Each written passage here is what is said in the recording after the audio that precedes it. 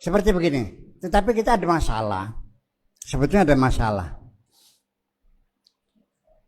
Sekarang saya nanya,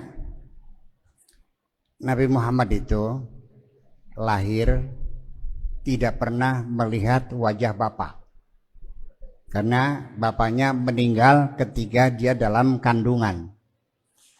Begitu lahir masih kecil, ibunya meninggal, ikut sama kakeknya Abdul Muthalib, meninggal juga, ikut sama pamannya Abu Talib menggembala kambing. Sejak kecil beliau tidak pernah merasakan kasih sayang orang tua, tidak pernah merasakan belayan kemesraan, ya, pelukan kehangatan pelukan ibu, ya, dia hidup menderita sejak kecil. Maka bisakah kita menafsirkan, bolehkah kita menafsirkan kenapa Kanjeng Nabi Muhammad menikah dengan perempuan yang lebih tua, jauh lebih tua dari dirinya, bedanya 15 tahun. Beliau 25 tahun, Siti Khadijah berapa umurnya? 40. Jadi bedanya berapa? 15 tahun. 15 tahun.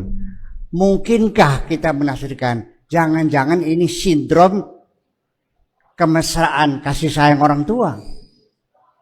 Boleh nggak begitu? Iya, dia merasa kekurangan, tidak pernah merasakan. Jadi dia pengen punya istri yang berfungsi, dia sebagai istri, dia sebagai kasih, dan juga sebagai ibu, dan berhasil. Ya, satu-satunya Nabi yang berhasil, bahwa dia setia sampai meninggal. Nabi Muhammad tidak pernah berpoligami terhadap Siti Khadijah. Boleh enggak? Ini ada yang tersinggung. Jadi tidak boleh ditafsirkan gitu, pokoknya ya udah apa adanya gitu.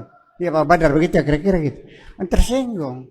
Jadi artinya kita karena sudah terlalu sakral bahwa ini nabi yang maksum, yang tidak berdosa, yang tidak boleh ditafsirkan apapun, pokoknya apa adanya. Nah, Ibnu Ishaq sendiri ketika menyusun sejarah nabi, dasarnya dari mana? Artefaknya mana?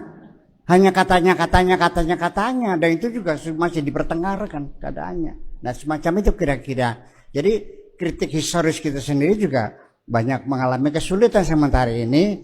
Mungkin Pak Badar, kalau kita tidak bisa sekarang ya mungkin ditangguhkanlah beberapa waktu yang akan datang, nggak masih sekarang ini. Tapi pada akhirnya kita harus punya keberanian untuk mencari kebenaran.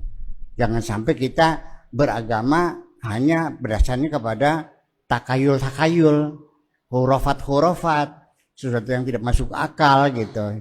Nah, itu. Jadi artinya bahwa kita dalam membaca sejarah perlu diketahui bahwa Ibnu Ishaq sendiri membuat sejarah Sirah Nabawiyah itu tendensi politiknya jelas sekali, yaitu mencari legalitas historis atas kekuasaan Daulah Abbasiyah yang ada di Irak waktu itu. Jelas sekali ya, kita bisa